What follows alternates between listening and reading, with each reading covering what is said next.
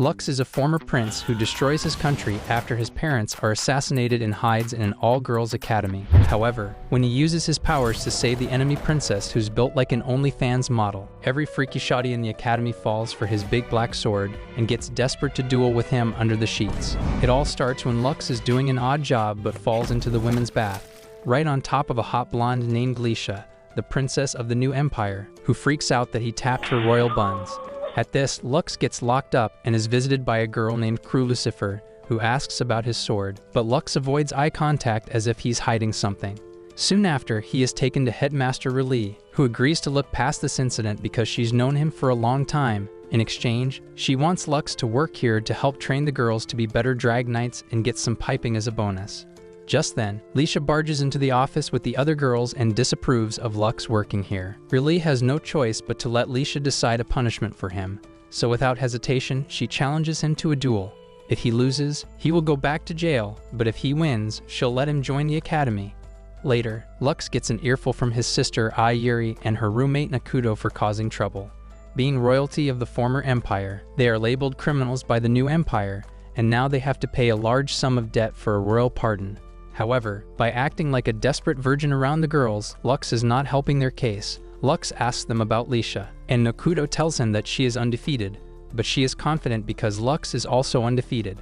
Later, he heads to a coliseum for his duel and summons his average-looking wyvern compared to Leisha's god-tier ride. Once the duel begins, Leisha starts attacking immediately and manages to land a hit on Lux. But strangely, he asks her if she can let it slide in case the match ends in a draw. This upsets Leisha even more, and she decides to pull out her special skill, which proves to be so strong that it destroys the barrier around the arena.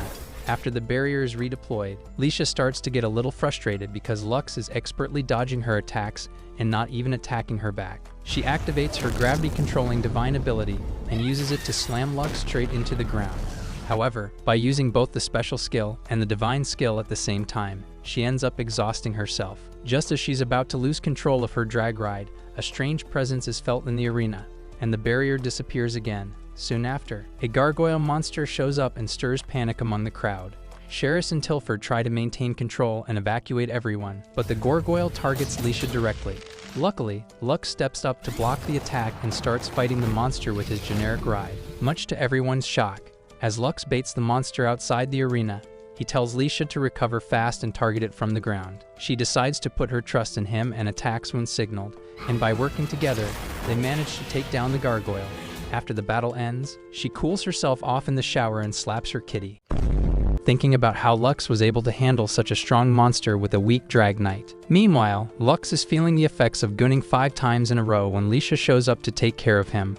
As they talk, they manage to get over their differences. She then tells him that she didn't want him to work here because he saw her whole package in the bath. Lux believes she's talking about her divine cookie, when in reality, she's talking about the former empire's crest tattooed on her body. After Lux promises not to tell anyone, she asks why he didn't use his black sword on her, and he says he wants to get to know her better first. Before leaving, she officially welcomes him into the academy and hopes they can get along before leaving him for the day. The next day, Lux is introduced as the new student in his class, and the girls gossip that he must be packing at least 8 inches. While he carries the weight of having extra inches, he passes by a pink-haired baddie with juicy watermelons and recognizes her as the headmaster's sister Filthy. He is surprised to see her after 7 years, and as he gets seated next to her, Leisha starts to feel a little jealous. Lux asks Filthy to share her book, but she refuses to talk to him unless he calls her by her nickname Phi. However, this makes Leisha even more upset as she goes from wanting to gut him to wanting him to rearrange her guts in just 1 episode. After class, Lux gets swarmed by all the pick-me-hoes who all want him to do odd jobs. Luckily, Tilfer arrives and explains that they will have to fill out an application if they wish to assign jobs to Lux. Amid the chaos, Leisha approaches Lux and hesitantly says that she also has a job for him, and it is to become his exclusive caretaker and assistant. The entire class goes into shock, so Filthy stands up and asks Leisha to stay away from Lux, because he's troublesome. Leisha tries to bribe her with a cookie, and even after taking the bribe, she keeps her stance. That's when Lucifer steps in and informs her that the headmaster wants to see Lux right now. Lux immediately follows her outside, where she asks him about the Black Hero, the mysterious lone drag knight who drove the entire former empire to destruction. the mood suddenly shifts, and Crew Lucifer asks Lux to look for the Black Hero as she has some business with him. Lux goes into a flashback of his brother, Fugal, telling him that he'll have to destroy everything to save the kingdom. Lux understands what he has to do, but even then, he wishes to minimize the casualties. The next day, Lux wakes up in bed and is shocked to find Filthy sleeping next to him with both her watermelons poking out of the screen. Before he can process it, Tilfer spots him inside, and it gets him another earful from Ayuri later. He explains to her that he slept in his own room, but the headmaster had assigned Filthy as his roommate, which is why she was there too. He asked Raleigh to give him a separate room, but since there aren't any available, he will have to share one. After telling him to watch himself, Ayuri decides to leave, but when he suggests they have breakfast together, she subtly hints that she does not want to get used to having him around.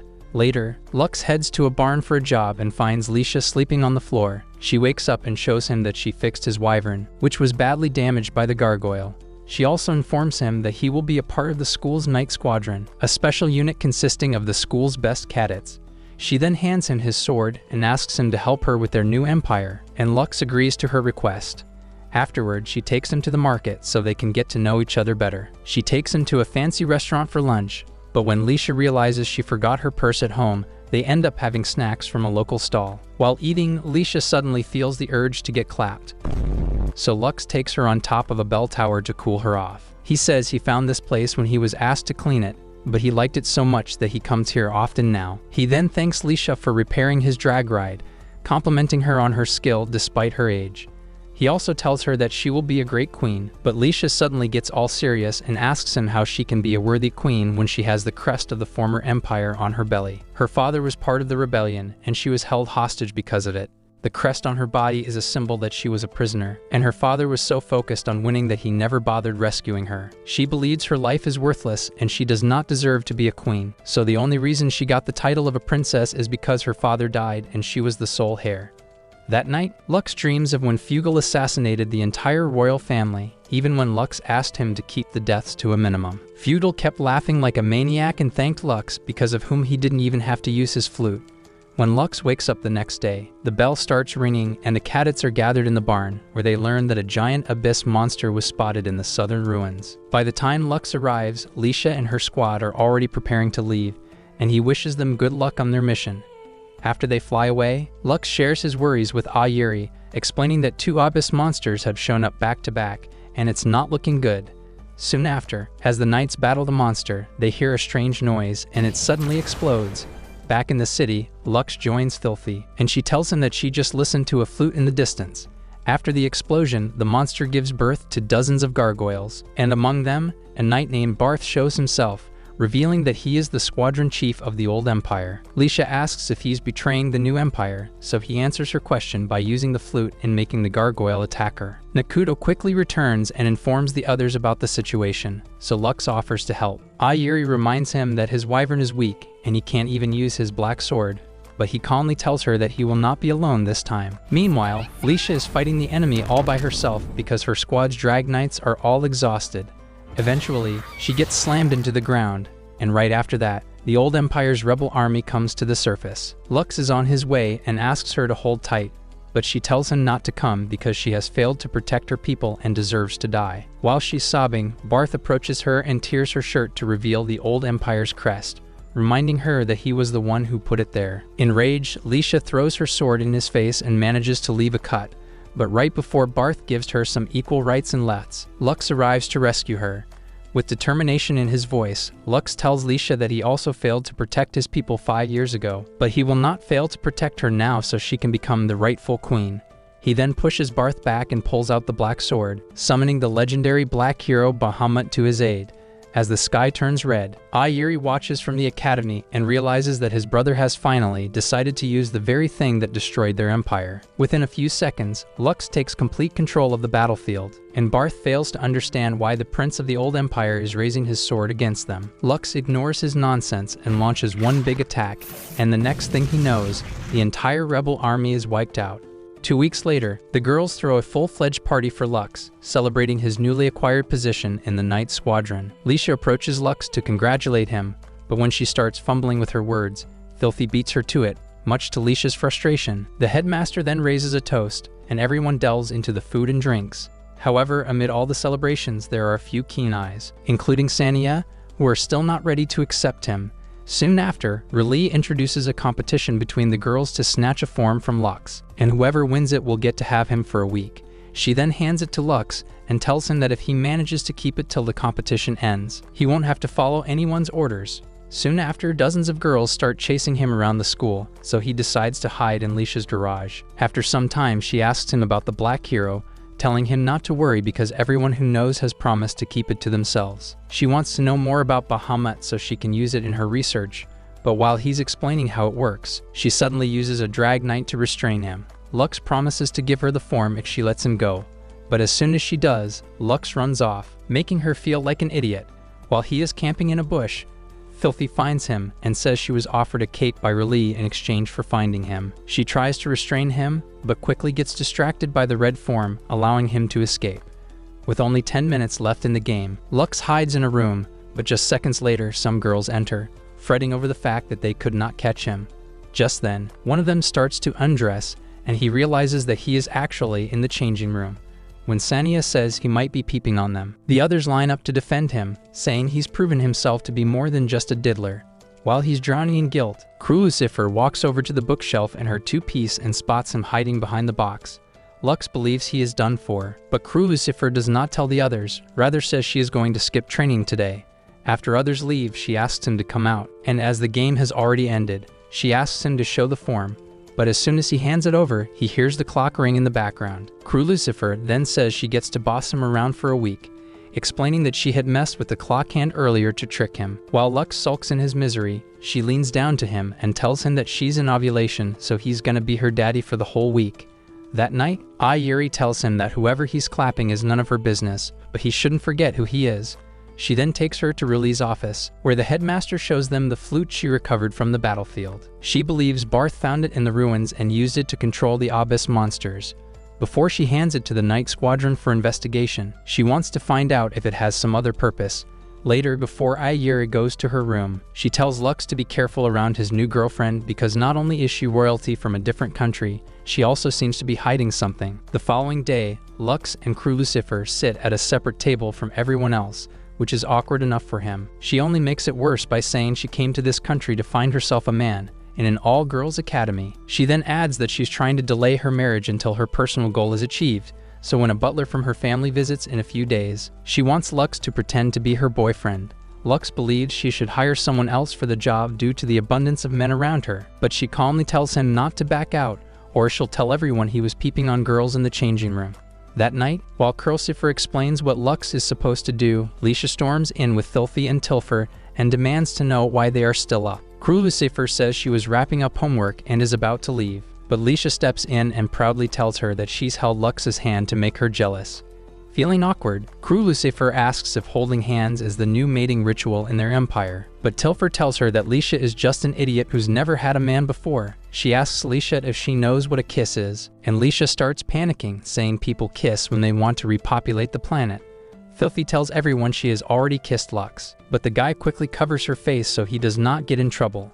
The next day, Lucifer locks arms with Lux as they walk on campus, unaware that Lisha and Filthy are following them like low-budget detectives. They head to a clothing store where Lux gets his measurements taken for a custom-made suit for the big day. Later, she proposes they get something to eat, but they keep walking for a while, and Lux starts to feel weird around her. Then suddenly, they are ambushed by the Old Empire's rebels, and while hostage, Lucifer asks Lux to tackle the ones in front so she can summon her Drag Knight. Once the summoning is complete, she easily takes out the entire group of rebels, and soon after, Lisha comes out of hiding to explain that Lucifer's Knight has the ability to predict the future. Lux asks why she's here, and she pretends that she was just passing by, but her disguise does not help her case. Just then, one of the rebels tries to escape but is taken down by another girl, Zed, who reveals herself to be Lucifer's family butler.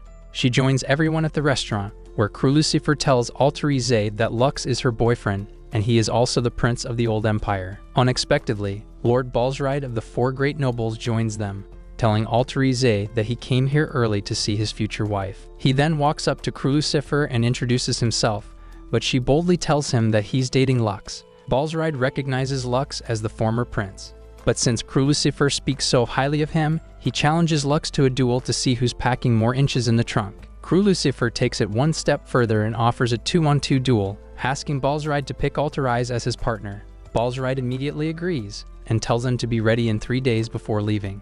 The next day, Lux is yawning in class when Crew Lucifer arrives and thanks him for agreeing to duel Balzride. Lux worries they don't have enough time to prepare, so Crew Lucifer suggests he use his Black Hero ride. She is almost flattered at how much Lux is doing for her sake, but Lux tells her not to worry because he agreed to it himself.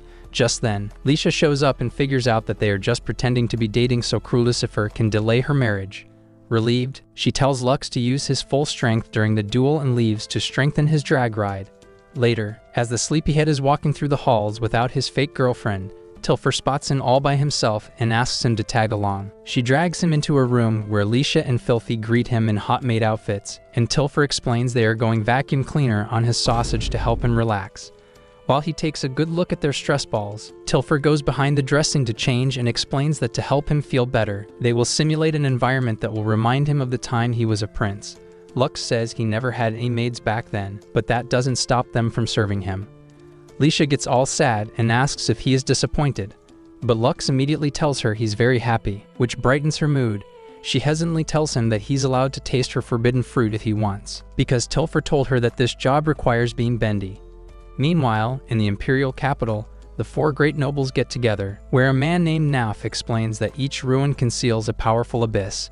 These abysses are sealed by something called the Ragnarok Poseidon, but once these forces have been suppressed, it will try to awaken them. The other nobles are worried because they believe the new empire isn't strong enough to face a Ragnarok, but Nobel Warg suggests they let his son Balzri De explore the ruins in search of a powerful weapon. That night, Relay calls a meeting with the cadets and shows them the flute, explaining that it is needed to enter the deepest parts of the ruins. After she hands it over to Lux, the guy notices Crew Lucifer standing at the door and wonders what she's doing here. He joins her outside and asks how she even got the permission to attend the meeting, so she tells him she merely called in a favor. Lux still doesn't understand why she's interested until she reveals that this mission might bring her closer to her goal. Later, while relaxing in the shower, Lux wonders what Crew Lucifer is after, but he suddenly looks to the side to see the anime version of Mia Khalifa in the pool with him. He asks her why she's here, only to learn that R'lyeh purposely sent her here in hopes that she finally gets some action. Lux doesn't want any of it and decides to leave, but she asks him to stay, stating they haven't bathed together in a long time. Right after, Filthy starts sleeping in the pool, and Lux shakes her to wake her up. However, when he sees her jiggle physics in action, he immediately hides behind her. That's when he remembers she used to have a scar on her back, which is no longer there, but Filthy says she does not remember. The next day, the Kagats gather in the garage for their mission, but they learn that Balzri De will be joining them in the investigation. Lisha is clearly not happy about it, but he calmly assures her he does not intend to interfere, though his real intentions are unclear. He adds that his future wife is among the Kagats, so he's going to join to ensure her safety. Later, the Kagats gather around the ruins, but before they can enter it, a monster called Diablos blocks their path. Lux explains that a Diablos is strong enough to destroy a whole city and immediately takes the front against it. However, his wyvern is no match for a monster of this caliber, so Balzri De uses this opportunity to clown on Lux for being weak. As he continues to diss Lux, Crew Lucifer joins them, and she is so tired of Balzri De's nonsense that she decides to fight the Diablos on her own. However, she also fails to take it down, so Balzri De throws an axe towards the monster, which pierces its chest.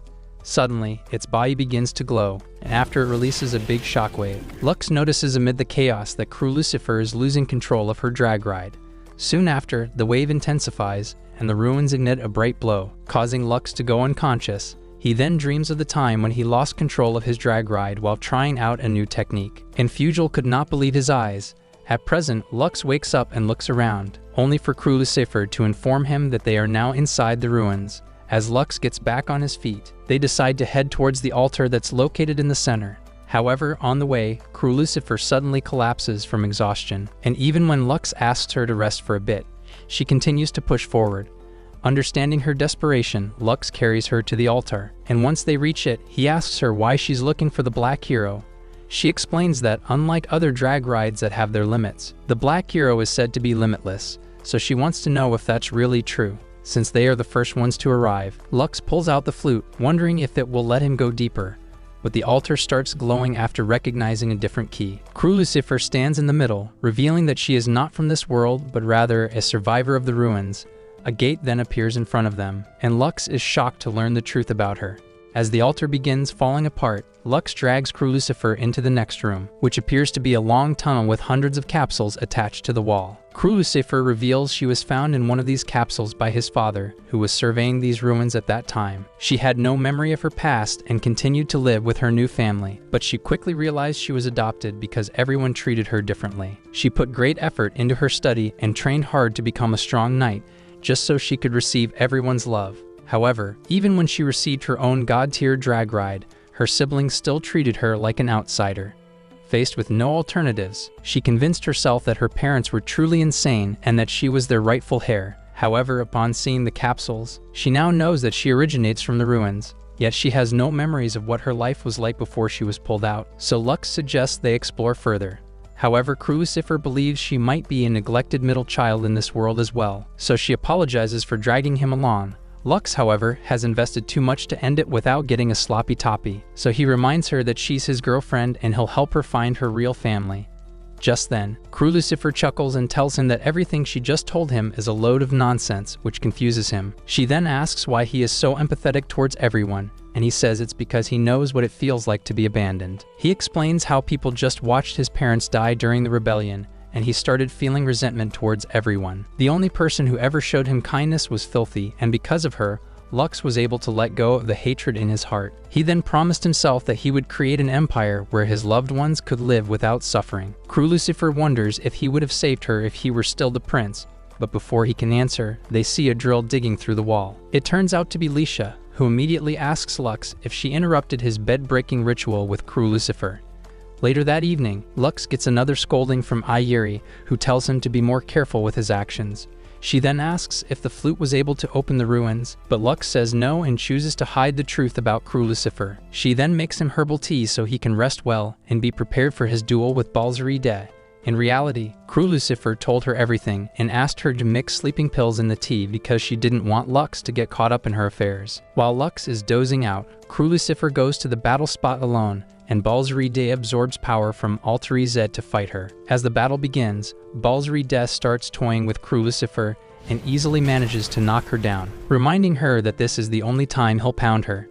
In that moment, Crew Lucifer realizes that Balzari-de sent those kidnappers after her and even joined them at the ruins so he could observe her abilities and defeat her easily. He even went as far as to drain Altair-Z so she doesn't find out about his plans. And it was all done because he knew from the start that Crew Lucifer was the key to opening the ruins. Balzari-de proudly tells her that even if she knows the truth, no one in this world can save him. But just then, he senses a strong presence coming his way. Soon after, Crew Lucifer looks up and sees Lux in his Black Hero drag ride. Balzari-de calls him foolish for revealing his identity just to get some sloppy toppy, but Lux ignores him and launches an attack.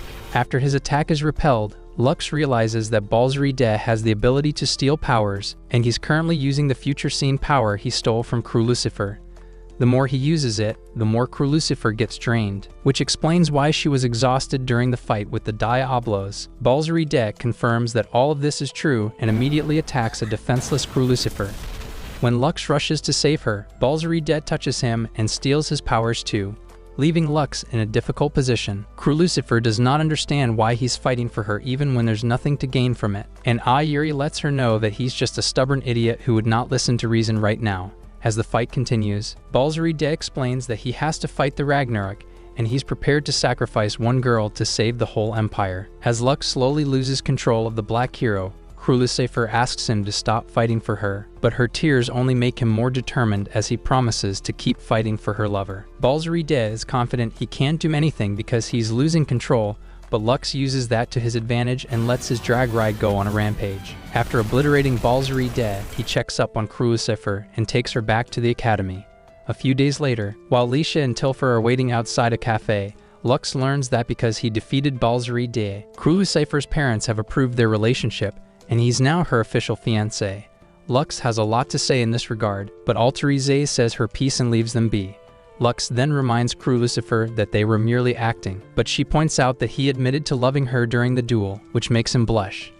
When Lux says it was just in the heat of the moment, she says she does not like indecisive men, but he's got that dog in him, which makes her loins burn. She then locks him into a deep kiss, and Lisha, who's watching from the window, completely freaks out.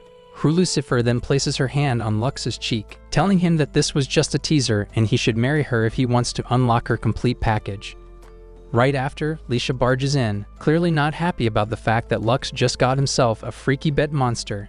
A few days later, a shy student tries to sneak out of the dorms at night, but Professor Regri catches her in the act and warns her about a stalker lurking in the night. She then asks the girl if she's the new transfer student, and after she says yes, Regri asks her to be careful. After she walks away, the girl reveals himself to be Lux, who is frustrated that no one has noticed him. Earlier that day, Lux was in his room with the Triad Squad, where Sheris informed him that the Academy was under a partial curfew because of a stalker and the potential danger of Ragnarok. Lux was worried that he had defeated the only man who wanted to fight it, but Sheris told him they still have Celis, the strongest drag knight among the third years. She will soon return from the capital, but she is a 21st century feminist who hates men. She then asked Lux to patrol the grounds at night to bait the stalker, and forced him to wear plot armor. At present, while sitting on a bench, he hears something in the woods nearby and sees a girl talking to a cat. As soon as he lets his guard down, a strange man holds a knife to his throat, but before he can fend him off, the girl from the woods pulls her sword out and steps up to defend Lux. The stalker uses a smoke bomb to run out of there, but when he throws a knife at the girl, Lux takes the hit and protects her. Afterward, she takes Lux to the infirmary to treat his wound, but Lux hesitates to take his shirt off because he doesn't want to blow his cover. He asks the girl to treat it from the back, after which he asks her why she was talking to a cat, which embarrasses her. Before he leaves, the girl introduces herself as Celis and hopes they can see each other again. The next day, Lux is preoccupied, wondering how he's going to deal with Celis as a man when Lisha asks if he's okay. He tells Lisha he's just tired, but Crew Lucifer slides in like a homewrecker and offers her throat goat 9000 to relieve his stress. This starts an argument between the two girls over who gets to taste his sausage first, and Lux is caught in the middle. That night, a hooded man visits Balzari Day in a cell, and Balzari Day gets excited thinking his pal has come to save him. However, the guy silently places his finger on him and writes him off the script. Afterwards, he uses a flute to summon dozens of Diablos. The next day, Lux decides to talk to Celis so they can discuss how to suppress the Ragnarok. Just then, Tilfer knocks on his door and drags him to the headmaster's office where he notices a crowd of other students. Inside, Lisha and Celis are arguing over enrolling Lux into the academy, and when Lux enters the room, Celis thanks him for saving the academy in her absence. However, now that she is back, she says she can handle things, and there is no need for Lux to be here anymore. Lux interrupts and says he wants to help suppress the Ragnarok, but Celis tells him to stay out of the new empire's affairs. She further says that she can handle the Ragnarok on her own, but Lux tells her she'd be dead before she can blink. Finally, Riley stops the argument and suggests they settle it with a duel because throwing hands is the best solution to solve an argument. She says the duel will be held at Ray's Island in 3 days, and if Lux's strength impresses Celis, she must accept him as part of this academy. That night, Celis's loyalist Sania visits her room and thanks her for what she did today. Celis promises to take care of Lux and kick him out of the school, but after Sania leaves, Celis tells herself that this is the only way to protect both Lux and the academy. The following day, Celis and the girls arrive at the island, and even though she says they'll have a light training session, Lisha warns Lux to be prepared for the worst.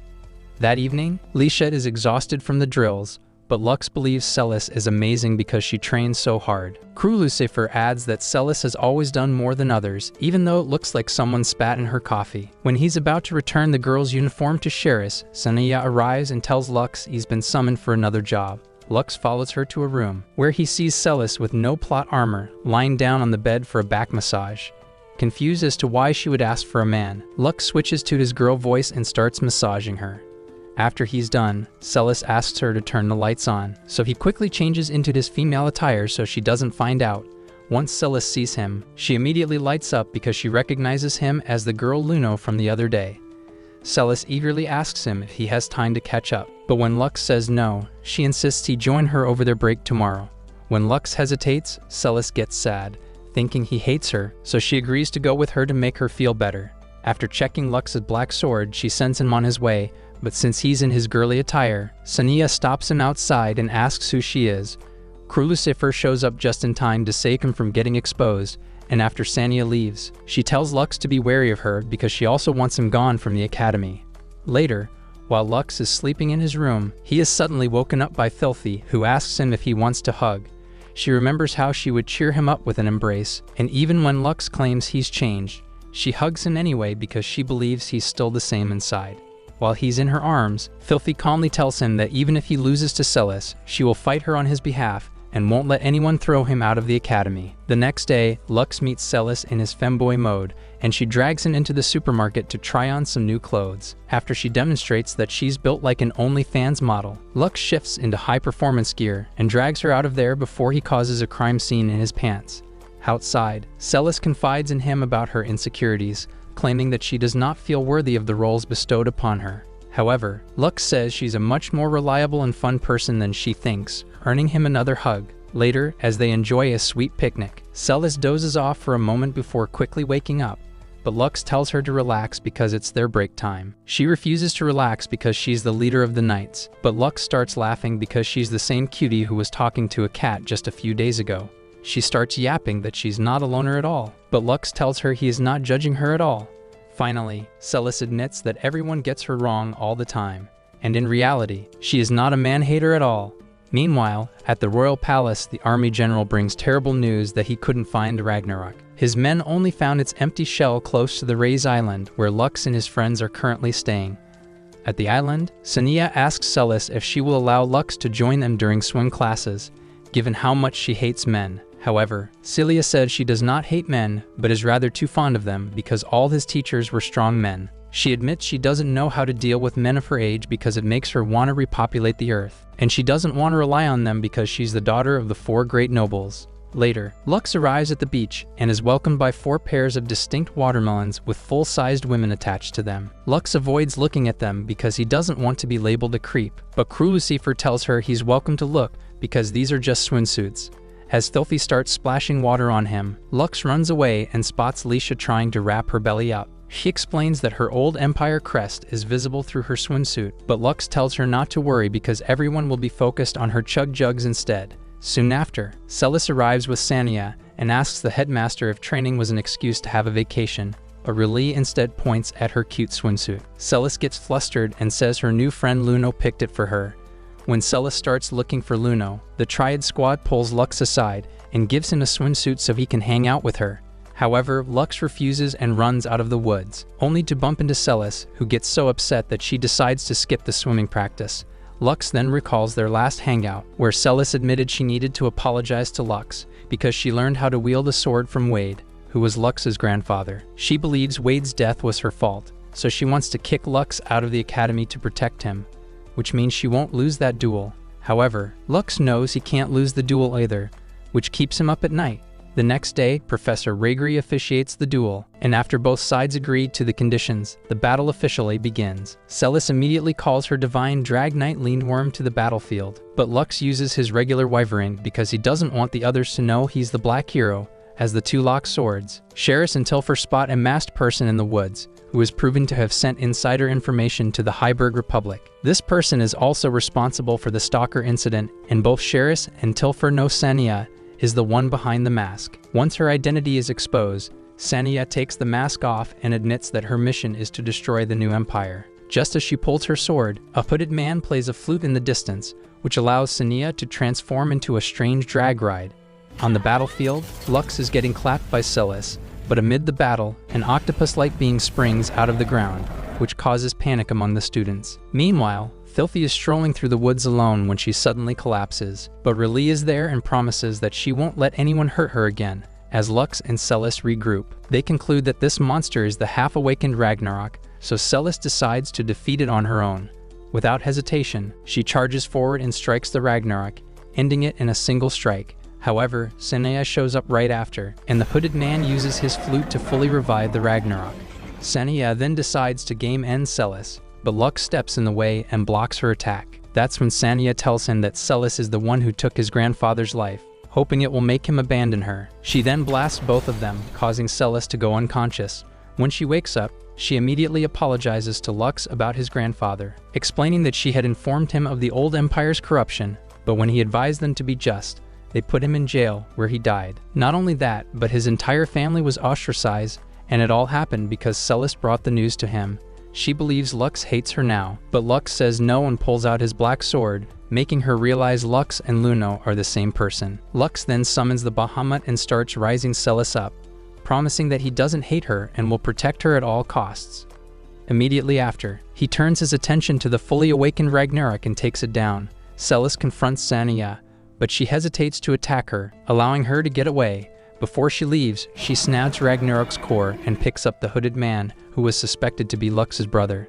However, it turns out to be a woman named Hayes, who promises to revive the nightmare from 5 years ago. Hayes asks him to remember what happened on this very island back then, before making her escape, leaving Lux confused.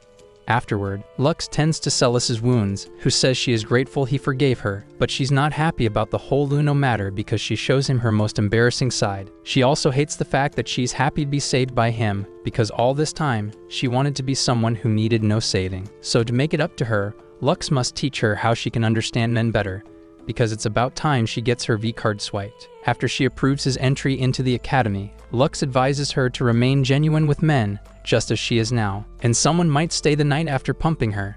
Later that night, Lux tries to remember the supposed nightmare from 5 years ago, but all he sees are images of death and destruction. Just then, a giant structure emerges from the sea and catches everyone's attention. Riley explains to others that this is a newly formed ruin, and the real purpose of this camp is to deal with it.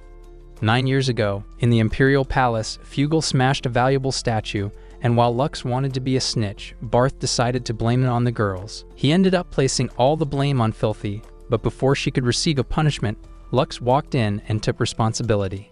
Later, she thanked him for saving her, and Lux felt that she got into trouble because of him. However, she shoved a cookie in his mouth to make him feel better, and from that point on, they became friends.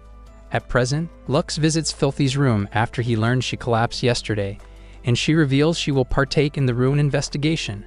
Just then, Leisha shows up and drags him to the garage and tells him that she has removed the limiters from his drag ride. However, this is only to be used in extreme cases because merely activating the no limits ability can end his life. Later, they all gather near the ruins, and Riley explains that the deepest layers are now open because Ragnarok was defeated. When Leisha asks how they will enter, Ayuri explains that according to the ancient script, everyone will be drawn into the ruins along with the light. Lux asks Filthy how she's feeling, and she says she's okay, but he still wants to stay close to her in case she needs him. Ayuri walks up to him and asks him to stay close to her too, because she is also coming with them. Later, as everyone gathers at the entrance in their drag rides, Riley gives Filthy one last chance to back out, but she says she is fine. Just then, the gate begins glowing, and everyone is teleported into a hall with giant pillars. While Nakuto surveys the area, Ayuri reads the script and reveals they have 11 floors to explore. Soon after, they start exploring each floor until they reach an open field with a grassy floor and lots of trees. From the looks of it, a massive war broke out in this place, and whatever was managing the ecosystem is no longer there. Since Nakuto senses no enemies nearby, Riley suggests they split up and survey the area. Lucifer, Sheris, and Leisha take the 4th floor, Tilfer, Filthy, and Riley take the 5th, and Lux is told to tackle the 6th floor with Ayuri and Nakuto. Celis eagerly asks if she can join Lux, but Ayuri tells her she is strong enough to clear a floor on their own, so she assigns Celis to the 3rd floor. Celis's hopes of getting piped are crushed, but Lux offers her to join her team halfway, which suddenly brightens up her mood. While exploring, Ayuri tells Lux to keep his junk in the trunk around Nakuto, but she says he doesn't even see her as a girl. Lux is surprised because he actually thinks Nakuto is cute, so she asks him to go into extreme detail about what he finds attractive in her. Lux hesitantly tells her that her chug jugs are the most appealing part of her, which makes Nakuto blush. Their conversation is interrupted when Nakuto spots a presence on her radar, and she reveals it's something that looks like a human. Lux immediately goes ahead and spots an unconscious girl, prompting Ayuri to call Lucifer on the spot. Being one of the ruins, Lucifer says she won't be able to protect Ayuri if a fight breaks out, so she asks Nakuto to take her away. After they leave, Lucifer tells Lux that this girl is neither a human nor an abyss before placing her finger on her cheek. The girl suddenly wakes up and starts speaking in a robotic voice. After she gets up, she fixes her voice and greets Lux and Lucifer before lying back down. She then starts yapping about repairing her instead of throwing her away, but once she realizes they don't know who she is, she gets up and introduces herself as La, the supervisor of these ruins. She further explains that she's an automaton in a human form, but when Crew Lucifer asks her about the old eras, she says she overslept and forgot it all. She adds that many parts of the ruins have shut down, and once those are activated, she can connect to the main system and restore her records of the past. Crew Lucifer pats her head and asks how she can help. La tells her to find the control room and use the restore command. Later, La meets the others and is super excited because she hasn't seen anyone in a long time. Riley correctly guesses that she's a doll made from the old era tech, and while they're talking, Lux notices that something is wrong with Filthy. Before he can check up on her, Crowfisser approaches him and says something is wrong with La because she keeps referring to her as the administrator, which means there is someone who has authority over her. As Ayuri instructs everyone to head to the production area, Lux checks up on Filthy, but since she looks exhausted, he asks her to come with him. Meanwhile, at the royal palace, the nobles discuss how they will face the rebel army with the shortage of drag knights, and one of the nobles suggests using girls from the academy. They believe that apart from Celis, Lux, and Lisha are the only ones who are capable of defeating a Ragnarok. When this matter is brought to the queen, she asks for some time to think about it. Back in the ruins, Lux carries Filthy with her, and she feels like a burden because she is supposed to be helping Ayuri's team. Soon after, they arrive at the production area, a giant room with hundreds of abyss capsules attached to the walls. That's when Filthy's condition worsens, and Haze comes out of nowhere. Using the flute to summon a Diablos, Crew Lucifer learns from La that the ruin releases 3 Diablos in the state of an alert, and 2 of these monsters go outside to attack any living thing that comes into their sight. Lux is worried and asks Raleigh to stop the investigation, but even after seeing Filthy's condition, she orders to continue. Filthy suddenly summons her Drag Knight and zooms past them to save the others, but since she is in no condition to fight, Raleigh worryingly asks Lux to keep her safe. Lux then summons the Bahamut and catches up with Filthy, who says she can tell where the Diablos went due to signs. She takes Lux to the altar, which teleports them out of the ruins, and they immediately start fighting the Abyss. Amid battle, Lux spots a cathedral on top of a hill, which gives him subtle flashbacks of dead people, which are somehow related to Filthy. After destroying the Abyss, he heads straight to the cathedral and follows the stairs down to the basement. After seeing cells and some equipment, he remembers that the old Empire used to experiment on humans down here, but he still can't connect how it's related to Filthy. He then spots her cowering in one of the rooms and rushes to check up on her. She tells him to leave because the Abyss is here, but Lux is confused because he already defeated it. Then all of a sudden, she pins him against the wall and starts choking him as her eyes change color. This takes him into another flashback of when Filthy was about to leave the court with her family, and she promised to make this world a safe place for her, promising that she would meet him again someday. At present, as she is choking Lux, she gains her senses for a second and collapses again, right before Haze enters the room with intent. Back in the ruins, Lisha and Crew Lucifer beat the second Diablos, but they both agree that something about this camp feels weird. Just then, they get a call from Ayuri, who reveals her squad also bested the third Abyss, but Sheris and Tilford took heavy hits in battle. They've also located the deepest part of the ruin, but according to La, they need a key to unlock it. In the basement, Lux asks Haze what she's after, but Haze tells him not to attack her because if she dies, Filthy will die too. She explains she's planted a Ragnarok seed inside of Filthy that follows her command, but since she is continuously refusing orders, she is facing fevers and headaches. Lux asks what command she's giving to Filthy, and Haze reveals it is to take his life. Now, Filthy's only options are to either end the person who's the closest to her heart or suffer until she dies herself. With all the power in her hand, she decides to cut a deal with Lux. She tells him Filthy will die in a few days, but she will order the Ragnarok to spare her life if Lux opens the ruin for her. Before leaving, she tells him Filthy is the key to open the deepest door, and he has only 2 days to decide. Later that night, while Filthy is resting, Lux says by her side and weighs his choices. Soon after, Filthy wakes up with no memories of what happened earlier and asks Lux to feed her with his own hands. While doing so, he notices her eyes change color and exits the room, cursing himself for not being able to protect her. He then meets up with Raleigh, who tells her the Empire was experimenting on Filthy 5 years ago on this very island, and he helped her. However, the real Filthy died in the basement, and the one that walks amongst them today is just a time bomb who will eventually turn into an abyss. Raleigh admits she brought them all here so she could enter the ruin and use its power to save Filthy, and she would do it even if she had to give her own life in return. Lux then remembers the time Filthy came with him to his mother's grave, and after paying her respects, she hugged him to cheer him up. Lux hugged her back and cried his eyes out, letting out all the pain he had been holding inside. The next day, Lisha tells Lux that she needs release permission to use the no limiter on Bahamut, and when she goes to her office, Lux hears Fugel speaking through him using his Drag Knight's comm system. He tells Lux that in order to save Filthy, he needs to destroy the flute and defeat the Ragnarok. Afterward, he heads to Filthy's room and finds her standing by the window. She says she knows about the abyss in her body, and even though she didn't want to die before because Lux was lonely, he now has many people who care for him, so she can die knowing he's not alone. However, Lux hugs her tightly and tells her she is the sole reason he has been fighting for so long, so he will do everything in his power to save her. Filthy smiles and realizes she's still the sane old Lux, so she promises to wait for him. Meanwhile, Celis and Lisha visit La to inquire about the key, but she refuses to tell them. With no other choice, Crew Lucifer uses her status as the survivor of the ruins to open the door, but when Riley asks how she did it, she lies that La gave her access when they first met. As they step inside, La reveals she has finally gotten her memories back, and her task is to dispose of them without a trace because they have betrayed her master. Just then, Hayes appears out of nowhere with another hooded person and mocks them for falling for her schemes. The other person turns out to be Filthy, who is under Ragnarok's control, and Hayes uses the flute to unleash her upon them. They all work together to subdue Filthy, but she is so strong now that she takes them all out all by herself. Riley advises the others to be wary because Filthy's Drag Knight suppresses the others' abilities, while Yuri clutches the flute in her hand. As Hayes does her thing at the altar, Fugel suddenly arrives to put a stop to her schemes. Just then, Hayes hears another flute go off and realizes Yuri has used the one in her possession to overwrite her commands, thus freeing Filthy of her grasp for now. The others tell Hayes to surrender now, but Hayes reveals she brought another Ragnarok because she knew it wouldn't be that easy. Celis and Lisha immediately target the monster, but it grows even stronger after the injuries, and it was all part of Hayes' plan. Luckily, Lux arrives to the rescue and asks Lisha to let him use the no limit, but she deems it too dangerous.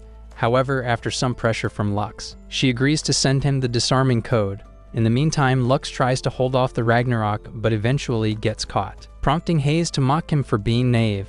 That's when Filthy drops some words of encouragement, and after the disarming code is sent, Lux taps into the no limit ability, allowing him to gain control of Bahamut's true form. With a single swing, Lux takes down the monster, and Hayes watches in disbelief. Fugel soon joins her, explaining that Lux has become so strong that not even a fully powered Ragnarok can take him down, which means it's time to skedaddle. Later, File joins a taped-up Lux in his room, explaining that she has now built a tolerance to the flute and will be able to resist it. She then places her head on his shoulder and thanks him for keeping his promise, right before giving him a platonic "I love you." A few days later, as the girls celebrate Lux's recovery, he asks Riley about the island, and she says she will handle it. She then informs them that the biggest event of the year, the Foundation Festival, is starting soon, which excites everyone except Lisha. That night, Lisha is about to ask Lux something related to the festival, but Crew Lucifer beats her to it and asks Lux if he'd like to explore her Cave of Wonders during the event. However, Cherish shoves Celis ahead, proudly announcing that she, above everyone else, has earned the right to ride Lux's Sausage Express. When others try to jump the trail, it starts an argument between the girls, which Riley solves by asking him to date his top 3 picks. The next day, he notices that a lot of nobles are visiting for the festival, and Yuri says they've come to see the all-dragon battle. It is a category in which all battle it out, and whoever wins gets first pick to survey the ruins. Yuri also tells him that he and the Knight Squadron will be representing their country, but she knows Lux still hasn't fully recovered from his previous battle. She then warns him about the Empire's assassin blade that has recently escaped prison, and she is said to be the strongest Drag Knight of the old Empire. Yuri believes she will come after Lux since he destroyed the old Empire, so she advises him to keep his black sword ready for his dates and the enemy both. Soon after, Lux shows up for his date with Celis wearing the dress that Tilfer picked for him. When he asks why she made him dress as a waiter, he says it's because he's a chick magnet, and this would make him less noticeable. After some chit-chat, he takes Celis across town, after which they rest by the fountain. While there, Celis notes how even though he's the only boy at the academy, everyone wants a taste of his hot dog, unlike her, who's always neglected like a middle child. However, she has seen how determined Lux is and wants to follow in his footsteps to become an even stronger Drag Knight. The two shake on a better future, but Celis ends up slipping right into Lux's arms.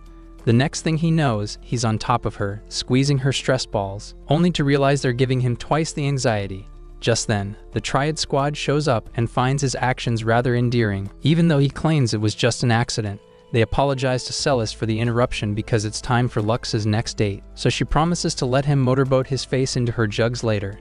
Afterward, Lux changes his attire and heads to the social gathering of nobles, where he meets Crew Lucifer, who invites her to a dance. After dancing for a while, they watch the sunset from the balcony while joking about Lux's poor dance skills. Krolfisser also tells him that Altair Z is here today spying on them, but she believes they managed to fool her. Despite that, she wants Lux to take it one step further and kiss her, and he hesitantly agrees to her request, which makes her happy. The Triad squad is watching from the window and concludes that it will be tough to beat Crew Lucifer. Soon after, Lux rushes to his late date with Filthy, who's got her melons poking out of the screen. As Lux compliments her dress, Riley joins the Triad squad in spying because she is eager to see his sister get piped. Filthy takes him to the church and makes him rest on his lap, asking him to rest because he's always helping everyone. As Lux gets comfortable, she thanks him for saving her life and for seeing through her lies when she pretended to be fine. That night, after sleeping in her lap for a while, Lux runs into Lisha, who believes he did not pick her because she hasn't given her all. Instead of being angry, she asks him if he would become her knight, explaining that her royal duties would increase tenfold after graduation, and she needs a personal attendant. Lux says it might be impossible because he is still a criminal, but Lisha promises that she'll make it happen if he agrees to it. She says she has a speech at the end of the festival, and she wants to introduce him to everyone, leaving Lux to make a big decision. Unbeknownst to him, the Empire's assassin blade Yuruka is keeping a close eye on him from a distance. The next day, Lux and Ayuri hang out at the clock tower, and she points out that in his current state, he can use Bahamut for only 12 minutes. She advises him to be wary of Hayes and Yuruka, but as soon as they say her name, she appears. However, instead of fighting her, she calls Lux her master, revealing that she is the servant to the former Emperor's family. Lux is still cautious and pulls out his sword, but she slowly walks up to him and tells him to whip out the other one. In her goth Moni voice, Yuruka asks him to give her any command, but before the blood leaves Lux's brain, Ayuri yells at him to stop being a degenerate. For her first command, Lux asks her to come back when he is free, so Yuruka leaves immediately like an obedient servant. Later that evening, Yuruka suddenly shows up in the shower and starts using her twin flotation devices as a loofah against Lux's back. Lux is such a certified virgin that he starts screaming, and when Lisha arrives to check up on him, she gives him a good beating for getting freaky with yet another girl. Afterward, he takes a walk with Yuruka and tells her she can go free because she only signed a contract with his father, who is already dead. However, Yuruka says she vowed to serve the old empire till her dying breath, and she will continue to do so no matter what. She then asks Lux why he's not using his power to destroy this empire and build one of his own, but Lux clearly tells her he has no such intentions. The mood shifts, and suddenly, Yuruka deflects a quick attack from Celis, who tells Lux to be wary because she is dangerous. To fight her, Yuruka summons her divine ride called God's Night Sword, but Lisha and the others soon show up to keep her from harming Lux. However, they soon learn that Yuruka has the power to manipulate other drag rides, turning the tide completely in her favor. She then asks Lux to rethink his decision regarding this empire before vanishing like your dad did when you were born. Emotional, damn it! A few days later, Lisha is practicing her speech, but her P-brain is unable to memorize it. Just then, Lux visits her, and she says she wants to announce that thing she told her about the other day as well, but he can take his time answering her. Meanwhile, Hayes is cooking up a plan with Yuruka, Sania, and an automaton named El Fajula. After Yuruka departs, Sania questions Hayes about her trustworthiness, and Hayes assures her that she can be trusted. Later, Lux and Ayuri are secretly summoned to the Imperial Court, where Naf tells them about plans to revive the old empire. Some survivors of the rebellions are secretly plotting to overthrow the new government, and the man leading this faction is none other than Barth. Sources say that Barth will carry out his plan after the all-dragon battle, and the nobles want Lux to become their trump card. The nobles also inform them of nearly 100 abysses hiding in nearby villages, so they want Lux to destroy the fluke commanding them before the empire is turned into ruins. Naf then commands Lux to lure out all the abyss hiding nearby, but Ayuri argues that he will die handling so many all by himself. However, Naf reminds him of what they did at Ray's Island and adds that if Lux does this job, everyone involved will have their charges revoked. Despite being an unfair exchange, Lux agrees to do it, so the nobles add another condition that he must win the all-dragon battle. The odds are stacked against him, but he assures Ayuri that he will pull through. On the way back, Yuri is upset with Lux because he took such a difficult job, and he can't even use the Bahamut for more than 12 minutes. He apologizes for worrying her again and promises to be safe, so she rests her head on his shoulder the rest of the way. Later, Lux asks Lisha to make some changes to his wyvern, and she agrees to do it, wishing him her best of luck for the battle tomorrow. Lux stays in the garage while she's working, unaware that Yuruka is lurking in the background. Later, he runs into her in the courtyard, so the two decide to talk in a more discreet location. Lux then asks her again why she's upholding her contract even when the old empire is no more, and she finally reveals she made a promise to her twin brother. She explains that she was born with the ability to take lives without feeling anything, and even her own father thought she was a monster. After the old man died, she and her brother inherited the country, but unlike her, she was a clingy boy with a heart of gold. Not only did he protect his people, he protected her too and took care of his people. However, Lux remembers that the former empire destroyed her country, which must mean his father took the boy hostage and forced Yuruka to form a contract. She then reveals her brother was yeeted a long time ago, but it is her loyalty towards her twin that still binds her to the contract. This is why she wants to restore the old empire and asks Lux one last time what he plans to do with this country. Lux tries to explain why he can't repeat history, but Yuruka cuts him short and tells him to be ready after the all-dragon battle for when she takes his life. The next day, during the solo battles, the Triad squad suffers defeat early on, but Yuri is confident that Celis, Filthy, and Crew Lucifer will wipe the floor with everyone in the next round.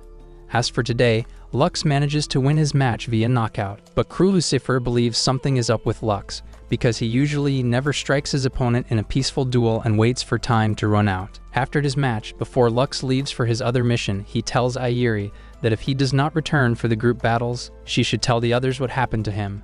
That evening, Lisha heads into her match against a tough opponent, but as the battle reaches its peak, she suddenly loses control of her Drag Knight, which starts attacking the audience. Crew Lucifer quickly freezes her, and the match is called off, but even when Lisha pleads that she doesn't know what happened, she is arrested for endangering the civilians.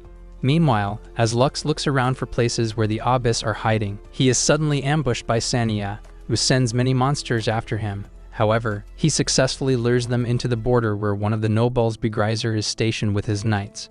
After they take the Abyss out, Begrizer thanks him for the help and tells him to recover his stamina. Meanwhile, Yuri tells the girls about Lux's mission, and Celis immediately decides to go after him. However, Yuri reveals they must win the group battle tomorrow, or it will all be for nothing. Crew Lucifer then adds that they must do something about the Lisha situation, and Yuri believes that their own drag rides might be tampered with as well. They realize it must be Yuroka's doing because her knight's sword allows her to manipulate other drag rides. Yuri then concludes the meeting by saying they must capture Yuruka and rescue Lux. Meanwhile, Lux is resting at the border camp when he suddenly hears an explosion outside. When he rushes to check, he sees that the rebel army has stormed their base, which confuses him because they were supposed to attack after the all-dragon battle. However, he quickly realizes this is an attempt to shake the army while the main troops target the city. Soon enough, all the girls gather in the courtyard where Nokudo reveals that the tournament has been suspended because the rebel army has broken through the border. As Yuri prays for Lux's safety, he goes into battle alone and comes face to face with Barth, who aims to revive the old empire and become its emperor. The two engage in an intense confrontation, with Barth forcing Lux to retreat. However, the conflict is disrupted with the sudden appearance of the giant warrior, also called the Fifth Ruin, and it's operated by El Fajula from within. Lux's wyvern is not strong enough to deal with a threat of this level, so he decides to use Bahamut as his last option. While the ruin approaches the city, Lux keeps running from Barth, but no matter how hard he tries, he cannot shake him off. As Barth attacks him head-on, Lux tries to block with the barrier, but it shatters in an instant and his arm is torn away. Barth finally realizes Lux is not using the Bahamut. Lux then activates the true form, explaining that Lisha gave him a disguise to save time, and Barth, furious at being fooled, rushes in again. This time, Lux blows through him with ease before heading straight for the academy. Meanwhile, Sania visits the cell and shows Lisha the Fifth Ruin just as Hayes orders Fajula to fire a demonstration blast. With the Empire on the verge of destruction, Sania demands that Lisha surrender the capital with her power as queen, but when she refuses, the soldiers move to diddle her and expose her crest to the Empire. Right when Lisha feels all hope fading, Lux smashes through the wall and scatters the threat. Sania flees instantly while Lisha struggles to meet Lux's eyes, ashamed that she always needs him to save her despite her royal duty. He reassures her by handing her the sword, telling her she has nothing to regret, and together they prepared to fight. Hayes and the Fifth Ruin march toward the capital, but suddenly face an attack from above as Lucifer rains down ice. Hayes commands to fire at her, but Filthy lashes the giant's arm with her whips, and Leisha follows by amplifying gravity to force it down. Hayes pushes through, but Lux clasps Leisha's hand, and they combine their strength for a devastating strike that crashes the giant into the ground. Filthy drags its arm fully down, and Lucifer seals it with ice. Ayuri warns them that the rebel soldiers remain, so Lux sends Lucifer and Filthy to the city while he and Leisha guard the giant. Just as Leisha begins to confess how much it means to fight beside him, Lux shoves her away as a massive plasma beam slices through the capital, and Hayes steps forward to reveal her divine drag ride. While Sania breaks into the noble's chamber, Celis suddenly shows up to protect them, and she promises to finish this here. On the other hand, Leisha battles Hayes but is quickly overwhelmed as her drag ride struggles to keep up. Amid battle, Hayes notices Lux is absent, but a cannon blast from Leisha forces her attention back. As Lux looks for an entrance to the ruins, he encounters Eureka in a field of flowers, where she declares she will side with Hayes, but Lux asks her how her brother really died. Eureka explains that he was abandoned during a siege when both their homeland and its generals deserted him, and her loyalty is now to carry out his will. Lux challenges her belief, pointing out that Leisha also faced cruelty but chose her own path. Tired of his talk no jutsu, she unleashes a hidden technique to strike him, yet he breaks through her focus by reminding her of the innocent girl she once was, landing a blow that leaves her stunned. He then reveals that he also wanted to save this country from corruption, and he destroyed the whole empire to do so. As Eureka lies in the flower field, she finally understands that Lux has already done what she was about to do, but he is a living example of why destroying a country does not save it. At that moment, Fadula reawakens the giant and primes its eye as a bomb, but Eureka sneaks in and slices the control core apart, silencing Fadula and stopping the countdown. With the giant down, Hayes goes berserk and blasts Leisha out of her ride, but Lux quickly takes her down with one powerful attack and manages to catch Leisha before she turns into spaghetti. That evening, Leisha addresses the Empire as their new queen, introducing Lux as her personal knight and revealing his true identity as the lost Akkadian prince. Though shocked, the people cheer when she explains his intentions, and after the speech ends, he thanks her for believing in him. As he vows to serve this country, he spots Fugal in the crowd below, but the guy leaves before Lux can take action against him. Afterward, Leisha nervously tells Lux they should deepen their friendship by swapping spits, but the rest of the girls, including Eureka, all line up to ride his sausage train. In the end, Leisha holds the sword to his throat, telling him to pick one before she castrates him. Who should Lux choose as his bride? Let us know in the comments below.